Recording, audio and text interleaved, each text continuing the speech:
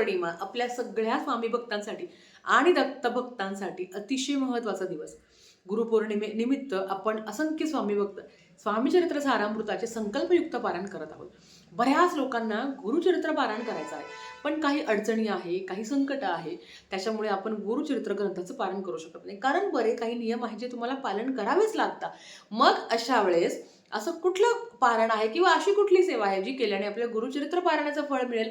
तर हो, संक्षिप्त गुरुचरित्र अतिशय प्रभावी दिव्य असा ग्रंथ आहे. याचं जर तुम्ही पारायण केलं तर नक्कीच तुम्हाला गुरुचरित्र पारायण केल्याचं फळ तुम्हाला मिळणार आहे.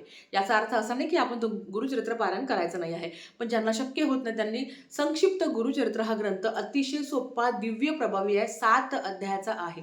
फक्त 7 अध्याय आहे.